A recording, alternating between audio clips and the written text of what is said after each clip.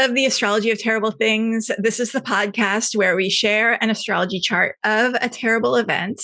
And then with all the data, location, time removed, we try to figure out what happened during that terrible event, just using the position of the planets and the appearance of the chart. I'm your host, Carly Heath, and I'm a writer in Los Angeles. And I'm here with my co-host, Emily Simile, a teacher and TikToker whose TikTok is Emily Simile, Emily spelled with an I-E. And Emily does the Astrology of Terrible Things on TikTok. So if you're looking for short format, Emily is the one to go to. Hi, Emily. Hi, I'm excited to be here. And also here is Dinah Maria Campos, a spirit oracle who brings a grounded understanding of San Francisco and Lake Tahoe to her spiritual practice, which can be found at Instagram on Divinely Me by DMC is the account. Welcome, Dinah. I love geeking out with you ladies. Thank you for having me. Yay. So we are in the final stages of a Saturn in Pisces transit, and we've been going through it since 2023. So it'll be over soon. Saturn will be soon in Aries permanently for the next 3 years. So what's happened for you with this Saturn in Pisces? Ooh, I am a Pisces rising, so it's been moving through my first house. And I think it was probably in 2023 when I started to realize I might not like men at all. I had previously identified as bisexual my whole life, but I had really only dated straight cis men. And I was feeling very isolated from my community. I didn't feel attached to my identity. And I think I've just discovered a lot about myself, and I feel a lot more sure of myself and a lot more queer after this Pisces Saturn. And now I got to worry about my finances as it goes into Aries, but that's okay. We're gonna get the hang on things, Yeah. A journey of maturity, really. Yes. Which definitely is this word. It's kind of like my first adult years as well, because right after I graduated college and I moved out of my parents' house for the first time. And it's been very first house. It's been very first house recently. And Dinah Maria, how is Saturn and Pisces treated you? So Pisces rules my fourth house, and it has literally manifested as water issues nonstop around the home. My home is almost 100 years old. And so it's interesting. I'll fix one thing and another leak will spring up here, or it's like this, that, and the other, literally nonstop. And what's fascinating was, I believe it was Thanksgiving or the day after that Saturn went direct. And literally the day before Thanksgiving, I received a notice to do a sidewalk repair. I don't know how the laws are where you live, but basically I'm responsible for any maintenance of my sidewalk. And so that's another additional expense that I will have to incur, the responsibility, how Saturn responsibility. Keep trudging on. And because Pisces is a water sign, I have also struggled with my emotional boundaries in the past. Mm-hmm. And I have really felt called to strengthen those and to parent differently. And so it's been a fascinating experience overall with Saturn and the different manifestations of it, but a lot in my physical home. Amazing. Ooh. It's interesting that I'm so sorry to butt in, but it's interesting you say that about strengthening boundaries, because also for me, I was learning that I was not great at disciplining my students, and I really had to learn more about how to establish boundaries, because I've always kind of been a little, not necessarily a pushover, but I'm just more chill or lax. It's I'll forgive you sort of thing. And so I've definitely also learned a lot about how to establish boundaries, but still stay true to me sort of thing. I can relate for sure. For me, it's been with the parenting. And Pisces is my sixth house of work, and also in Hellenistic astrology, animals the size of a sheep or smaller. And so when Saturn first went into Pisces, I had been unemployed, and I immediately got my job offer when Saturn entered Pisces for my current job.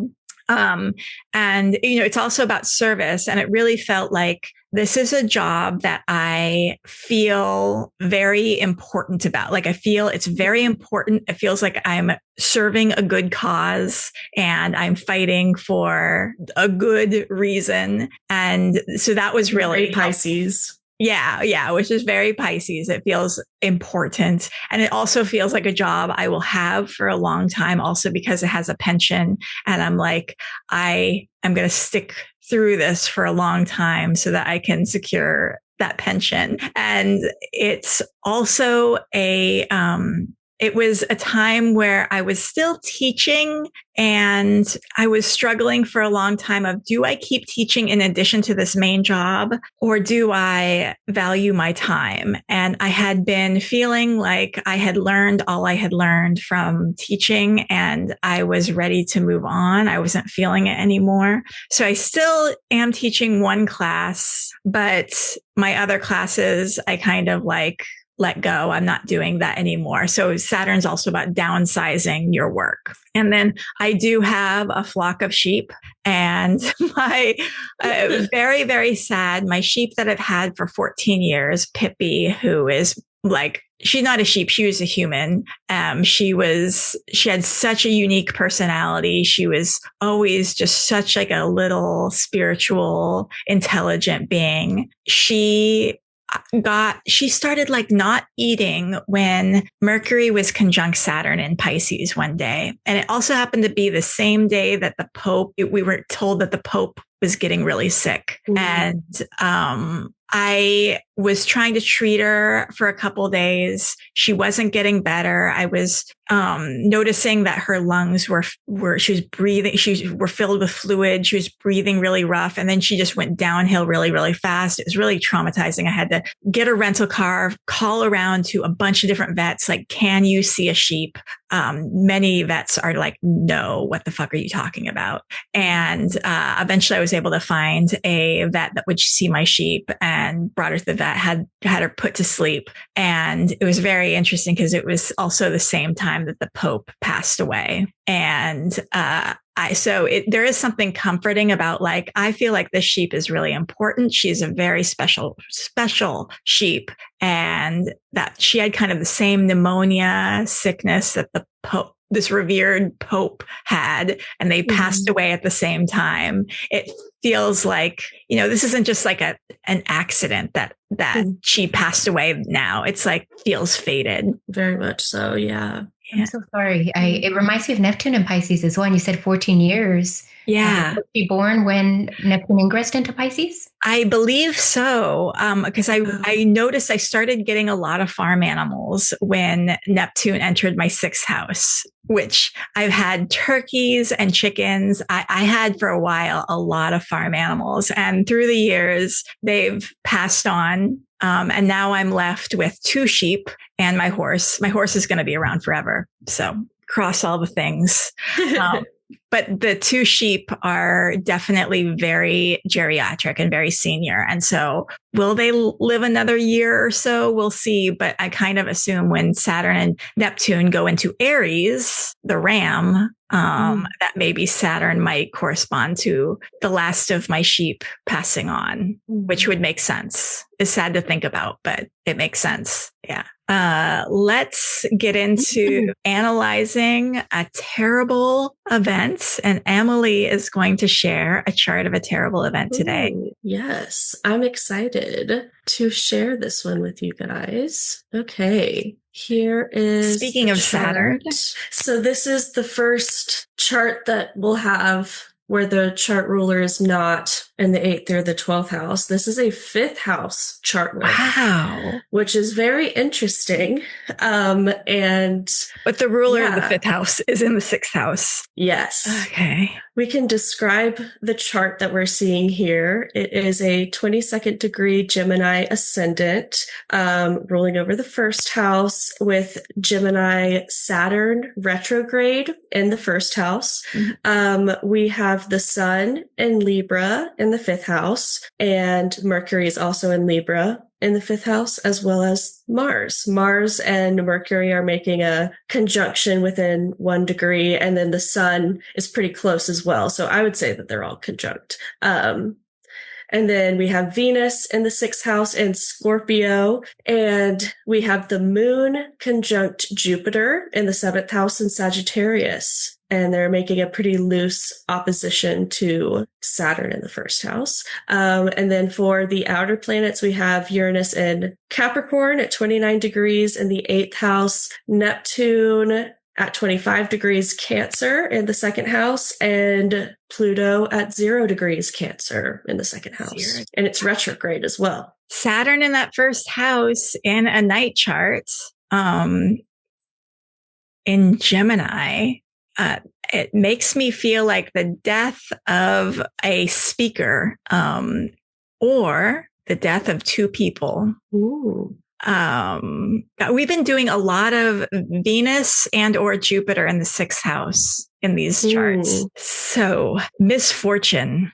And that Venus in the 6th house is being supplied by 5th house, little mutual reception, 5th house, Mars and Libra. You know what catches my attention? That Venus in Scorpio. So I was recently going into the 8-year transits of this, and this seems to have been quite some time ago. Potentially not anything in our lifetime, I don't think, prior to that. But the events that I was seeing, Venus is going to go retrograde in Scorpio later this year, and it brings like really intense stuff. More so than when she's, in other signs. And I say that because, as you mentioned earlier, she's ruling the 5th house. And I just think of a lot of mass killers are, Venus and Scorpio. And like Chris Watts, like family annihilators are Venus and Scorpio a lot of time.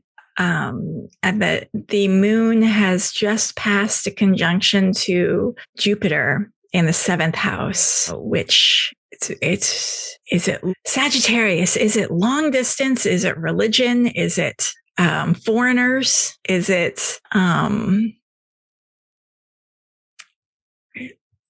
religion, foreigners, foreign travel? It does feel like religion to me. I don't know, just intuitively. And I also noticed that Mars in Libra, Mars doesn't love to be in Libra, is squaring that Uranus at 29 degrees Scorpio at that anoretic death degree in the 8th house. So that definitely has something to do with it, the sudden, shocking, unexpected nature of it. Okay, I'm ready to ask some questions. Does this involve a performer? I liked the word that you use, speaker. Yes, speaker. 100%. Okay. Definitely a speaker. Is religion an aspect here? No. Okay. So is there some sort of confusion with that Neptune opposing the Uranus? I wouldn't necessarily say that there's not necessarily confusion. Are there children involved? No. Okay. Is there a game involved or sport? I would say that hobbies and sports are tangentially related. Okay. I'm definitely going to talk about it, but maybe not exactly in the way that you would think. Is it some sort of like theft? And Mars and Mercury hanging out together kind of make me think of like mischief and... This is not a theft. I forget how many questions we've asked. Maybe we've asked more than... Okay. That's okay. Yeah, it's fine. I forgot. So I'm going to go through my list of significant delineations, I say. Someone messages that are unexpected, causing confusion and trouble, like an accident or like a misfortune caused by confusing messages, confusing trouble. The Jupiter, are there many people involved? I asked there's an audience involved. Okay. So something suddenly happens to that speaker, maybe involving the restriction with that Saturn in the 1st house, some sort of being trapped. I feel like there has to be death through misfortune, confusion, let's look at the elements. So we have a water, 2 fire planets, an air planet, 3 water planets, 4 air planets. 4 air planets. And then the trine to the ascendant with that Libra sun. Ooh. Do you want me to reveal it? I'm feeling like an authority figure who's not doing what they should and causing confusion and misfortune. which results in a stopping of something, a halting and maybe a death. Okay, go. I'm ready. I'm ready to hear what this is. Okay. So this is the chart of the attempted assassination of Theodore Roosevelt. Oh, wow. So, I'm excited to get into the story because it is really interesting how everything just ended up playing out how it did.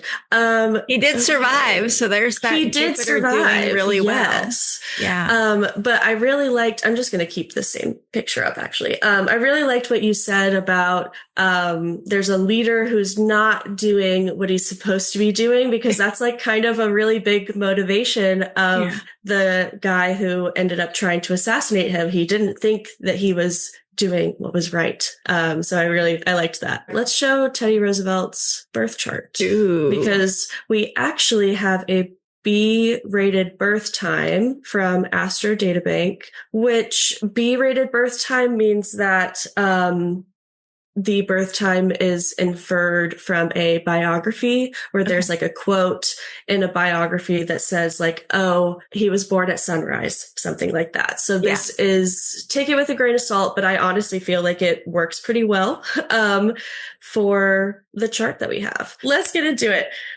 So Theodore Teddy Roosevelt was born on October 27th, 1858 in New York City, New York. So we actually have a B-rated birth time for him from Astro Databank, which says that he was born around 7:45 p.m., which would put him at a Gemini ascendant. Which was also the ascendant of the attempted assassination chart. Yes. So I do feel like this chart works for also just like, as I got more into his biography, I felt like it shows in the chart. So Roosevelt was born to a wealthy family and was homeschooled for most of his life. And he was a very intelligent boy, but he was also very sickly. He often fell ill and experienced poor health in general. And because of his poor health, his father encouraged him to exercise often. And from then on, Roosevelt made a habit of challenging himself physically. He attended Harvard University for college, and he went on to play many sports, like you were talking about. You were asking if like sports and hobbies and things like that were related. I really do think that his hobbies were related in this chart. He used to take many hunting and hiking trips throughout his time there. Just loved spending time outdoors. It's so crazy though, how he has a Mercury rules his ascendant in his 6th house. Very like, so I'm like, oh gosh, that's a sick, unfortunate person, but he becomes president. And that's the Mercury applying to the sun. I really do think also you see how much his father influenced his health as well, and like helped motivate him in that way. During his time at Harvard, actually, his father, Theodore Roosevelt Sr., passed away from cancer. And I think, like I was just saying, I think that we see a lot of his relationship with his father in the Sun-Pluto opposition here as well, especially with the Sun in the 6th house, him being so motivated physically to improve his health, to find ways to stay physically fit and healthy, and his father specifically being the one to motivate him to help him take his health into his own control and learn more about how to take care of his body, with the son being the father. At Harvard, Theodore Roosevelt graduated with a Bachelor of Arts degree, studying many things throughout his time there, including natural history, philosophy, and government. It's said that he actually he was a bit indecisive with his study focus, and he changed his mind a lot, which I think makes a lot of sense for a Gemini ascendant. And then with his 9th house in Aquarius, with his Chiron there, I think that that's like experiencing a loss while attending higher education as well, or experiencing losses related to 9th house topics in general. He also had a big beef with like monopolies and big businesses and stuff throughout his presidency. So I feel like that's pretty 9th house. But also you remember Saturn is ruling the 9th house, and Saturn is debilitated in Leo, where it's in the 3rd house. So he has, and it's being supplied by a debilitated sun in the 6th house. Not the sun's not debilitated, but it's, by house. It's so 9th house topics are hard for him. Definitely. which is a crazy thinking he becomes president. Yeah, that is so true. That is very interesting. Yeah, that's so interesting. Because I think of the presidency as a ninth house government thing, but it's also a 10th house thing. And he does have he has a debilitated Jupiter too. So his Jupiter rule, anyway, this guy, wow, his chart, it's crazy when you think that he became president with a chart like this. Fascinating. And it's also interesting because, I mean, he wasn't elected to be president at first. William McKinley was shot. And so that was how he became president. But he did have a lot of success in government roles, but we'll get into it. In 1880, Roosevelt married his first wife, Alice Hathaway Lee, and together they had a daughter named Alice as well, on February 12th, 1884. But devastatingly, just 2 days after the birth of their child, his wife, Alice, as well as Roosevelt's mother, Martha Bullock Roosevelt, they both passed away from illness. Oh, wow. Yes. So this obviously sent him into a depression. So after his graduation from Harvard, he had entered politics after he graduated. He had been elected to the New York State Assembly in 1881, but after the losses that he suffered, he abandoned politics and New York, and he moved to the Badlands and the Dakota territories at the time. He left Alice, his newborn, under the care of his sister, so he was entirely on his own. And men can do that. Yep. Imagine being a woman and a mother, and you just you want to live on your own, and you pawn your child off on your brother. Take care of it. You would be an enemy of the people. And he gets to become president. Yeah, exactly. Exactly. I think astrologically, it makes so much sense for him to have a Virgo 4th house with the ruler in the 6th house. He went to go live on a farm. He purchased 2 ranches and he moved there to tend cattle. And he thought that work would keep him from spiraling into a depression. So he's just going to work, and try not to think about how sad he is instead of sitting with his grief, which I think is also very Scorpio sun in the 6th house, opposing Pluto in the 12th house. Yeah. With Pluto in the 12th house, that's a very transformative and difficult relationship with the darkness, the self-undoing sort of thing. I feel I found that seemed too much for him. Yeah. I found that 12th house Pluto people refuse to think about or acknowledge dark things. They're no, I'm not going to look at that. And so he's physical work. Don't think about the darkness. Yeah, literally. And it's also ruled by his Sagittarius Venus in the 7th house. And so it's related to his relationships too. Yeah. It's the people that, also probably the relationships that he built were with people he aligned with philosophically, that he felt he could bond with on a higher Sagittarian level. And so I bet this was a really difficult time for him, losing his wife and his mother in the same time. And during his time in the Badlands, Roosevelt was able to meet and live amongst non-rich people, regular middle-class people, and people living below the poverty line. And the experience was said to have humbled him. It's very Yes, definitely. Yes. He was a college-educated man born to a wealthy family, and so had it not been for this experience living in North Dakota, he probably would have been a very different person. And it made him very much more aware of economic disparities, very much the ruler of the 4th house and the 6th house. In the Badlands, Roosevelt was able to enjoy a slower life and dedicate time to his passions, reading, writing, history, and hunting. He published many books, including Hunting Trips of a Ranchman, Ranch Life and the Hunting Trail, and The Wilderness Hunter. And I like this because his 5th house of his creative output is ruled by Libra with Venus and Sagittarius in the 7th house. And Sagittarius is so hunting coded. It's the glyph is the bow and arrow. Yes.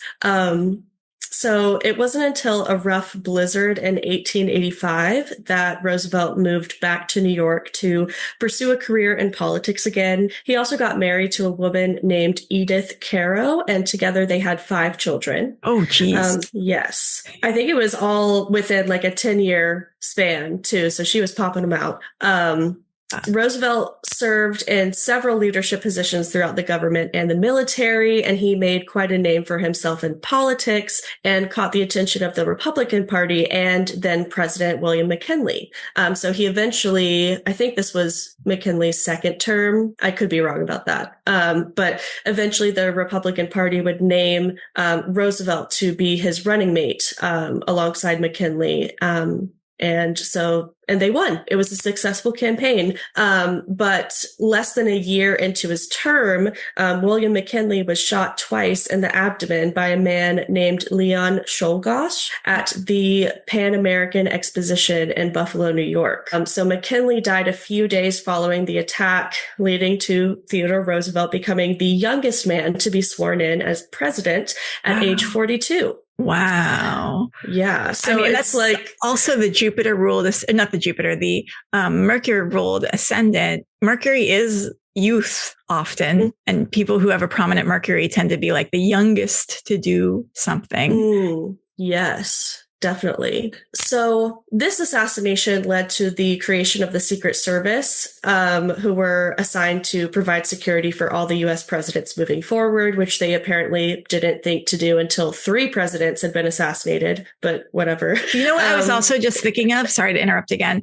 but no, you're good. The debilitated Saturn ruling the 9th house. You know, Saturn is usually the planet of old age and time. And when Saturn is debilitated, it is the young leader. Like I think Austin Coppock was talking about, or maybe it was Nick Dagan Best, who was talking about one of a previous Saturn-Neptune conjunction where the ruler of Japan, the Japanese emperor, was literally a child. Yeah. Yeah. Yes. Okay, cool. Fascinating. Very fascinating. So Roosevelt was president from 1901 to 1909, and he served 2 terms as president of the United States, and there were no assassination attempts during those times. So that's good. And he accomplished a lot during his 2 terms, but he's best known for expanding the use of the executive branch, so using executive power and the presidency platform to take more direct action, as well as communicating transparently with the public through the media. Well, transparently, but more communicating more with the public through the media. And the media being newspapers at that time? Yes. Okay. Yes. He was known to be the first modern president, like the kind of president that we would see today. So he's kind of the first one to do it like that. Okay. Like how we would see presidents nowadays. Well, I'm thinking newspapers too. It could either be 3rd house, Saturn in the 3rd house, ruling the 9th house, writing his messages out there in writing. He also wrote over 30 books throughout his life. Wow. So he was big into writing, words, communication. He's also known for the Square Deal, which was a domestic program focused on fairness to all Americans. He wasn't super radical, though. I think he just wanted things to be slightly more fair. And there were 3 parts to his plan. So number 1 was conservation. He wanted to protect natural resources and establish national parks. And so he did that. He established the U.S. Forest Service. The second one, and they called them the 3 C's because they all start with a C. So conservation was the first one. The second one is control of corporations. So regulating powerful trusts, so monopolies. What a concept. Under the Sherman Antitrust Act, which I did not look into exactly what that was. There was too much legal language for me. It went above my head. So it's something that we aren't paying attention to these days. Yeah. And we probably should be, actually. And so he wanted to regulate monopolies. And 3, consumer protection. So passing laws like the Pure Food and Drug Act and the Meat Inspection Act to make sure that food and drugs being sold were safe and moderated. Also, something what a concept that we should be doing today. Roosevelt was also very much involved in expanding U.S. involvement in global affairs, which you guys were talking about. I think we were talking about the Panama Canal earlier. Yeah. And he was very much involved in that. He really wanted to intervene in international politics, specifically in Latin America. Ooh. And he was a big fan of American expansionism, which is just a nicer way of saying imperialism. Oh, no. Okay. He wanted the United States. Just good things and bad things. Yes. He really wanted the United States to become like a large global power. And he used his presidential power to do this. But he was also awarded a Nobel Peace Prize for helping negotiate peace in the Russo-Japanese War. And according to the Nobel Peace Prize website, or the Nobel Prize website, the award for the first time was considered controversial. There were a lot of pushback, specifically from the Nordic countries like Norway, Sweden, Finland. There was a lot of pushback saying that he was a military mad imperialist. So, yes. See, the Nordic countries are always right. Yes. After his 2 terms, William Howard Taft became president, and Roosevelt did not like how he handled this position. And so in 1912, Roosevelt decided he was going to run again for a 3rd term. Wow. This was before the 22nd Amendment. So this was a thing that you could do. Roosevelt ran as a progressive 3rd party candidate called the Bull Moose Party. And Taft received the Republican Party nomination, and then Woodrow Wilson would run for the Democratic Party. Roosevelt didn't like Taft because he thought he was all about money and scheming. His administration had failed to carry out a lot of the policies that he had put in place during his term, and so he resented it. And Roosevelt thought that the country deserved better, so he decided to run 3rd party. And this caused a really big divide in the Republican vote, and it led to the eventual loss of both Roosevelt and Taft, and then Woodrow Wilson would become the 28th president of the United States. But on this campaign trail, we'll take it back. This is where I'll introduce John Schrank, the gunman. So John Schrank was born, let me put his birth chart up, and we do not have a birth time for him, but we have, can you see this okay? Yes. And then Jupiter opposite Pluto in Taurus. He's also he's also got Mars in Taurus at 4 degrees Taurus, conjunct Neptune in Taurus at 1 degrees Taurus. And that is a little section that was activated by Mars in Taurus during January 6th, 2021. And so I wonder if there's something about our country that gets activated whenever Mars in Taurus. Yeah. That is very interesting.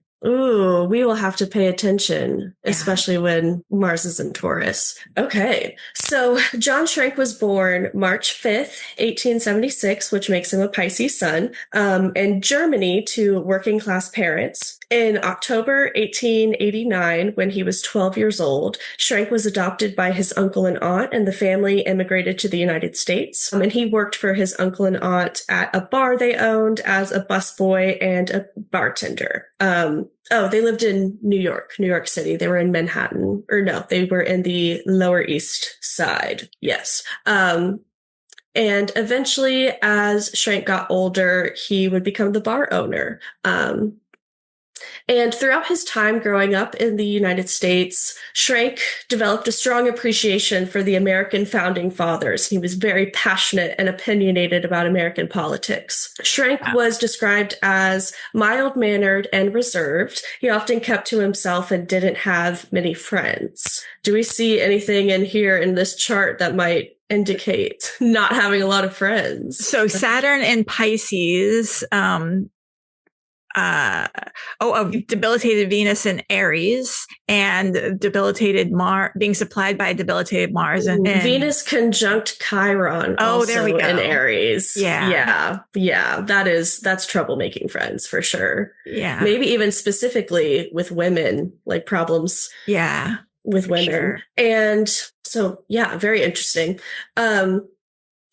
But there was one woman, according to him, that he was close with, and her name, according to different sources, it's either Elsie or Emily, but her last name was Ziegler. And Schrank had been a roommate and a friend to her family for a few years after his uncle and aunt had moved away from the Lower East Side. But on June 15th, 1904, a passenger steamboat called the General Slocum caught fire and sank, and over 900 passengers on board the steamboat died, including John Schrank's good friend Elsie. And that's she was very 19. Saturn and Pisces. Interesting too that he has Uranus in Leo directly opposing Aquarius, because when you were saying like kind of a loner doing their own thing, I thought of Aquarius, and then to have that exact opposition and to lose like one of the few friends that you have in such a sudden way, and especially with that Leo fire. Definitely. Oh, yeah. She was only 19 years old when she died. And Schrank was the one who identified her body as well.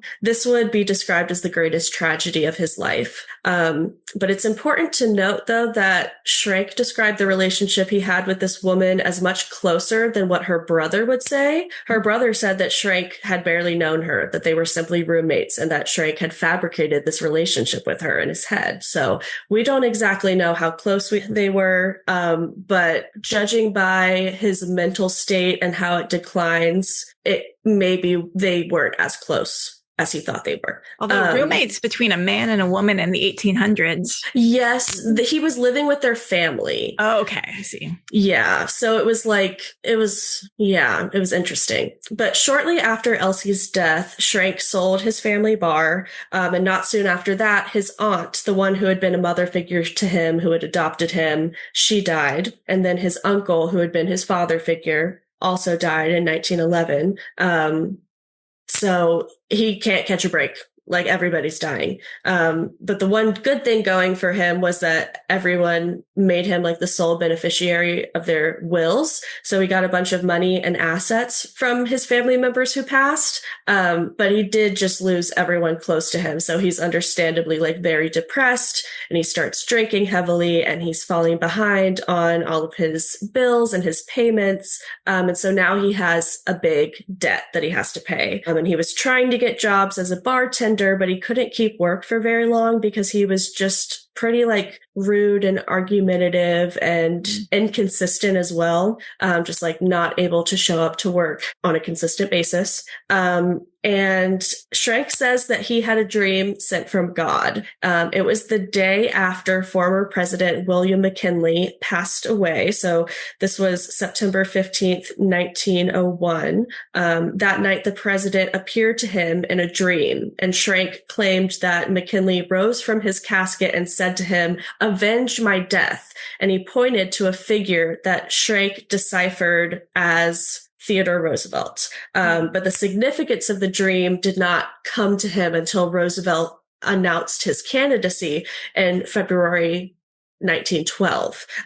So Schrank closely followed the presidential races and had a great respect for the vision of the United States established specifically by the founding fathers. He was very much like a Constitution guy. And he thought that Roosevelt running for a third term violated the unwritten rules of the Declaration of Independence and believed that Roosevelt was trying to undermine the U.S. Constitution. He saw Roosevelt as very power hungry and overstepping the role of the president. And so he also decided that Roosevelt had coordinated the death of former President McKinley so that he could just take the presidential office himself. And it was September 14th, 1912, when Schrank had a second hallucination while he was writing a poem confirming that McKinley wished for Schrank to prevent Roosevelt from achieving a third term. So after that second hallucination, Schrank purchased a .38 revolver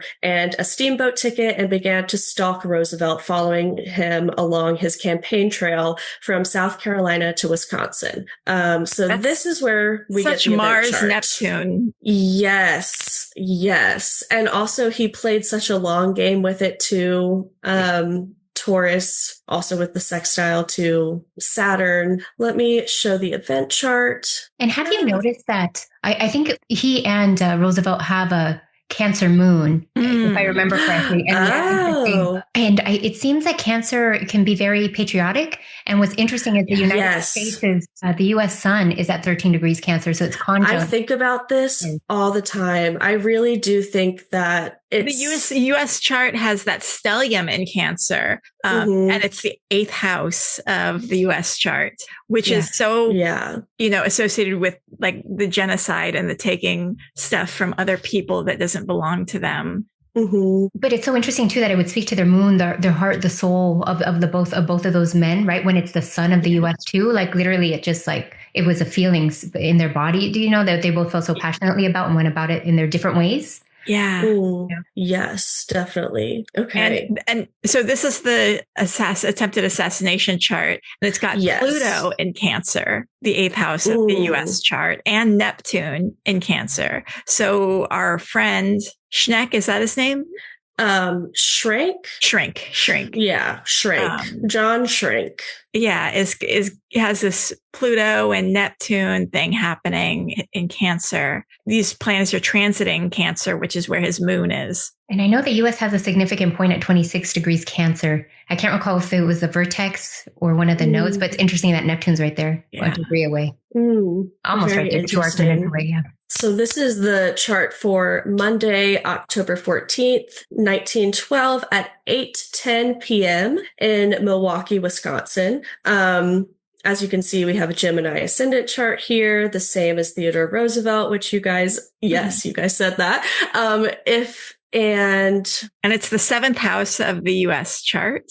And and Libra is the 11th house of the U.S. chart. So Mars so there's a crowd there, you said? Yes. Okay. So Mercury is the chart ruler here with the 5th house in Libra, conjunct the Sun and Mars. So he's on his way to give a performance in a way. He's going to give this massive speech in hopes of being elected president a 3rd time. He's a well-known figure, very respected leader. Libra's a leader, a peacemaker, a diplomat. That's how he wanted to be perceived, as like for the people. And he's out here rallying a group of people. He's about to give this speech titled Progressive Cause Greater Than Any Individual. And I think that that's such a Libra Mars conjunction. That's, what a great example of that. His ideals were very Libran by being about progress for the people, equality sort of thing. And then the Mercury-Mars conjunction is very motivating, especially in a night chart. This is like a rallying call. It's a very compelling message. And it's in the 5th house. So he's giving his speech in an auditorium. And the ruling planet of the 5th house in the 6th house, Scorpio Venus. So this is about providing services, 6th house, to those in need, 6th house, Scorpio. I would also say since the ascendant ruler is in the 5th house, he got a lucky break by not dying. Yes, definitely. And oh my gosh, it's actually ridiculous what prevented him from dying. So on his way to give the speech while leaving the Gilpatrick Hotel, Schrenk shot him. And it was miraculously not fatal because of a couple of things. And this is a Mercury rule chart. Firstly, he was wearing a very heavy coat. So it was like a thicker coat. Secondly, he had a couple of things in his pocket. He had his eyeglasses and a 50-page speech that he had folded up and put in his pocket. And so his jacket, his eyeglasses, and the 50-page speech, basically prevented the bullet from lodging too deep inside of him. It slowed it down enough to the point where it didn't reach his lung. Words it's like literally saved him. Lucky words saved him. And Saturn in the 1st house, like this is the greatest malefic here too. So like you would think it would be more damaging, but it's being ruled by the 5th house Libra Mercury. So it's literally like this injury to a world leader is mitigated by his creative output, his 5th house, this speech, Mercury, about peace and equality and fairness, Libra. And it's so mercurial because it's literally the small things that he puts in his pockets, like the small items and like the things that he's using to communicate. I love how literal it is. Yeah. Amazing. Although it seems like a chart for the astrology of wonderful things. Yeah, I was thinking, I was like, it's terrible because it was an attempted assassination, but also it's not so terrible. Sorry. My Pisces rising optimism coming out in how I choose my charts here.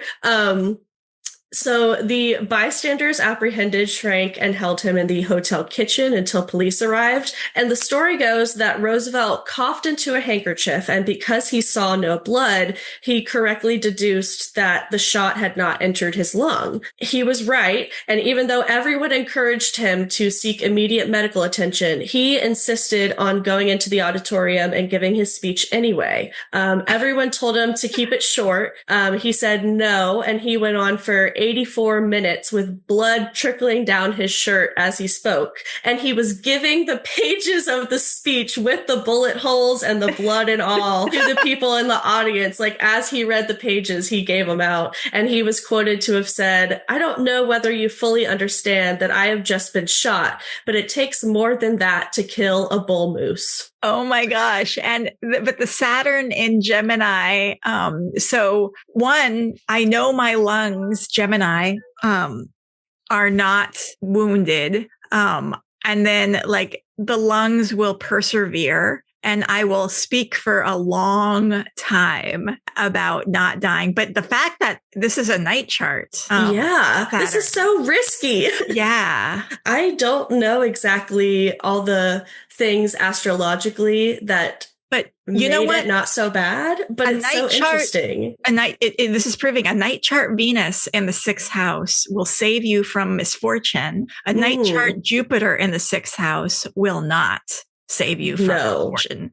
So we have learned something there. We've seen a lot of Jupiter not doing such great stuff in these mundane charts. Mostly because they're night charts. Yeah. So after his speech was over, Roosevelt sought medical attention and he made a full recovery, but they never ended up removing the bullet at all. I don't really know why. I think it was probably just the best medical thing to do at the time. And he ended up being fine and living for 7 more years and passing away suddenly in his sleep at age 60. Yeah. So, and I think that this is such an interesting chart. It's like the chart ruler falling in the 5th house. So that's putting the performance and the hobbies at the forefront of like my chart interpretation. I think that it's so interesting how his hobbies, like his knowledge of anatomy that he'd learned from hunting, for example, like he was able to correctly deduce whether or not he needed medical attention because of that. Yeah. And also with the Saturn, like in Gemini, like, yes, he's being intentionally hurt. Like we're definitely trying to like physically injure a person, but it's in Gemini and it's ruled by Mercury, and Mercury is quick and it's movement. And it's like, this is a physical injury, but it's something that like passes quickly and it's recovered from quickly, even though it's Saturn. And so like Saturn has time, but whenever it's being ruled by Mercury, it's like, that's definitely going to be maybe not as, it's just, I don't know. And like Schrank taking that shot, it wasn't going to be as effective and accurate and concrete because it's a Gemini retrograde Saturn. But you know what I'm also thinking of, in a night chart, Venus is going to save you. Venus is, yes, technically debilitated in Scorpio. But remember, in a night chart, Mars is not a bad planet. Mm-hmm. And Venus and Mars have mutual reception here between the 5th house of good fortune and the 6th house of bad fortune. And I think it's Venus that saved him. That, night chart Venus will saving you from bad fortune. Venus ruling the 5th house, where, Venus has its joy in the 5th house, even though Venus is not in the 5th house here. I wonder if there is still a little bit of Venus helping out the 5th house, since by mutual reception, it has a little control over it. Definitely. Yeah. And to finish it off, John Schrank was committed to a psychiatric facility, and after thorough evaluations from professionals, it was concluded that Schrank suffered from delusions, as was and he was not fit to stand trial. He passed away from pneumonia at age 67 in the Wisconsin Central State Hospital for the Criminally Insane. Oh. And that is the story of the attempted assassination of Theodore Roosevelt. Thank you. That's so fascinating. I had no idea that this happened. What a great story. Whenever I came across it, I was like, I have to make a little video about this. This is perfect. So I'm so glad I got to talk to you guys about it. Yeah. Is there anything else astrologically significant that we missed? I mean, the intention was to kill someone, but the outcome was not that. So you could say that the first house Saturn is your intention is not going to work out the way that you think it's going to be, if you're thinking of it from Shrink's point of view. And also the Mercury being, squaring Uranus and squaring Neptune, you're not going to shoot with the accuracy that you need to be successful in your goal. Yeah. And it's so interesting that it went straight through the speech and it that exact placement. Yeah. It just happened to be not fatal. Yeah. Just so interesting. Cool. What a great story. I love this. And this is the Astrology of Terrible Things podcast. Be sure to, give us a like or a subscribe, comment, give us a little review, tell your friends about the Astrology of Terrible Things. And I have another podcast called Haunted Hollywood Hour, where we cover spooky, weird stories from Hollywood history. Be sure to be followed us on YouTube because we share charts and it's very useful for you to be able to view the charts that we are talking about in the podcast. So sometimes video will be a little bit more useful for you. Emily Simile can be found on TikTok at Emily Simile, Emily spelled with an I-E. And Emily does the Astrology of Terrible Things in TikTok format, very short. And Dinah Maria can be found on Instagram at Divinely Me by DMC. So definitely be sure to give Dinah Maria a follow. Thank you guys so much again for doing this with me. We've had a marathon of recording and it's been very interesting and educational. Until next time, don't be afraid of terrible things, learn from them. And in the meantime, be terrible. Stay terrible, everyone.